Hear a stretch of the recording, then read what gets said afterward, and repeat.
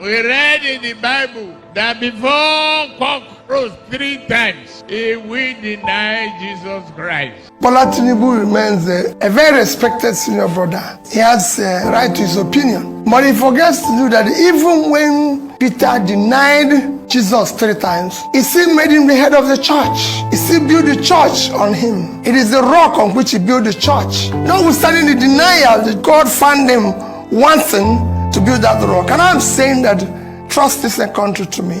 I will rebuild it. It will be the same rock on which they will rebuild this country. If you had followed my mantra since I started this, I've always said, Sheriff, the greatest tragedy of our country today is consumption and not production.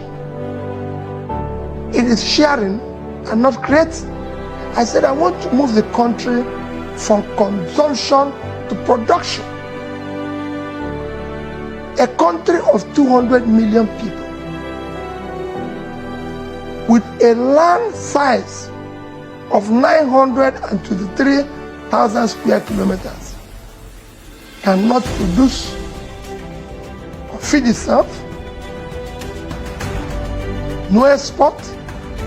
So our total export is less than $30 billion.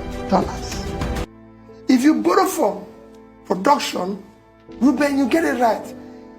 This country started on the right footing.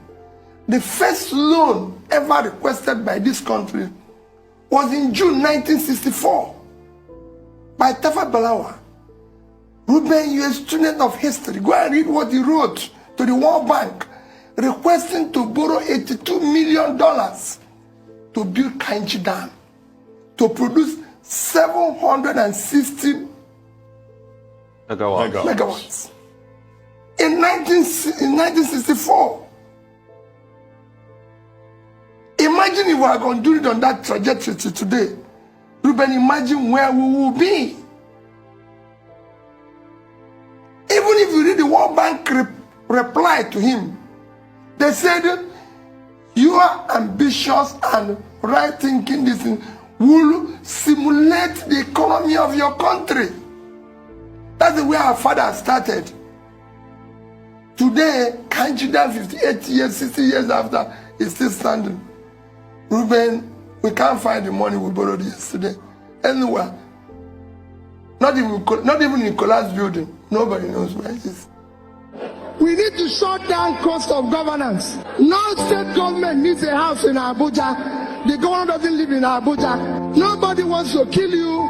I was governor for 8 years without bulletproof car. I must tell you that I bought one, but I didn't use it and nobody killed me. I was using Prado. They'll say, hey, it's not balance, it's not this.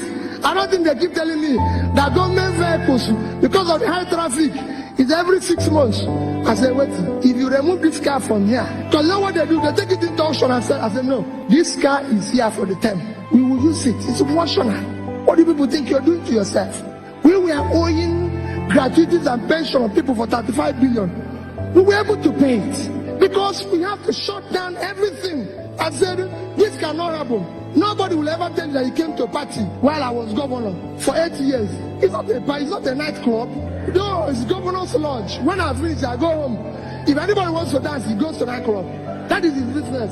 When people come to me and say, we are going to furnish, like when I was rebuilding the house, we are going to them, we say, hey, this furniture shop in Awolowo Road. This one, I say, listen, if we cannot find anybody to do governor's bed in Aka, then the governor will sleep on the floor. Forget it. There must be a furniture man here that will give me furniture in Aka that will sleep. That's how we brought one Mr. Daja.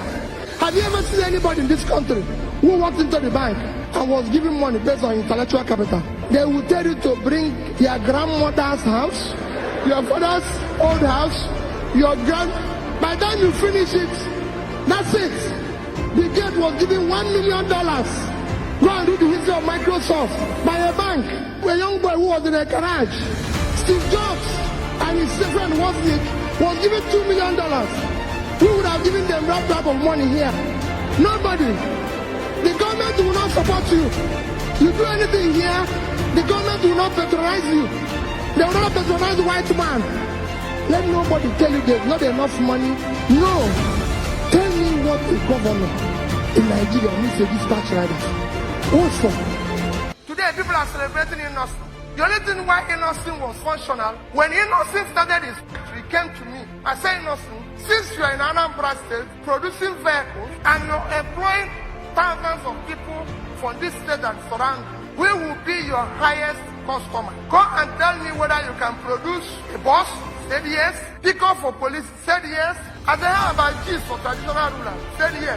I gave him an order for 1,000 vehicles at 5 billion, and I paid him everything at least 180 days before delivery. I said, come, we'll give you money because we need it to be here.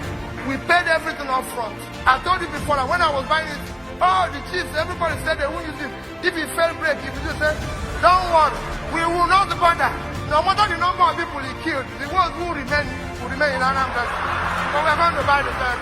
Now that you've said we'll do made in Nigeria, I agree. Can we go to the government houses and make sure that all the chair and the bench there are made in Nigeria? Because that's where we'll start. We used to have a fuel dump when I was governor. It was costing us almost 30 million a month. I said, what is it? They said, hey! I said, shut it down. I found out that my convoy in the first 2 weeks, because it was about 22 vehicles, was costing us about 300,000 to buy fuel. So I said, okay, you know what we are going to do? Bring down the convoy. People in Anambra here, yeah, I don't use that. I asked them, carry this thing and go. Pack it.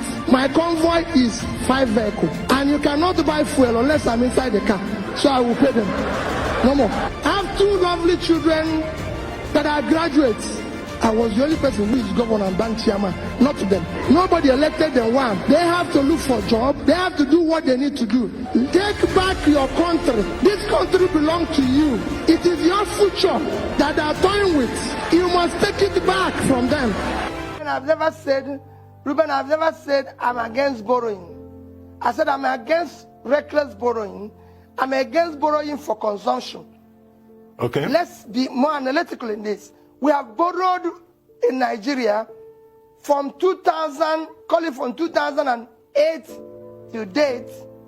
We've been able to borrow where our debt have now increased to almost $100 billion. Ruben, what can we show for all this debt? And to show you that the debt was reckless and for consumption, it never impacted on our growth. It's a simple thing. Ruben, it's a very simple thing. Ghana is borrowing. Kenya is borrowing. Every other country, let me not go far. In 2010, Ruben, the GDP of Ghana is $32 billion. 32 billion. This is Ghana. $32 billion. Their per capita income as at that time is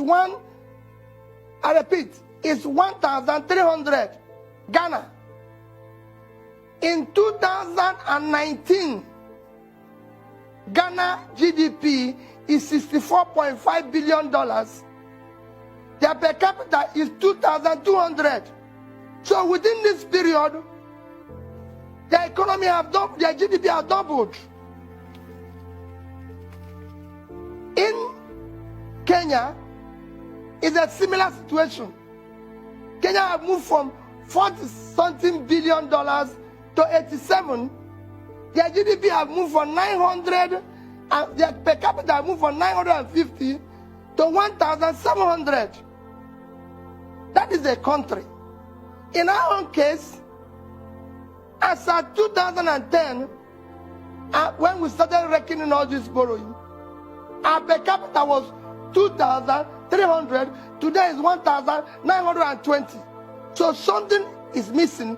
We're borrowing money. The more we borrow, the worse our economy, which means we're not investing this money. When you borrow for consumption, you're hurting the economy more. I'm not against borrowing. But let's have a business case where we must borrow money. Let's have a convincing situation. You don't just get up in the morning and be borrowing money anyhow.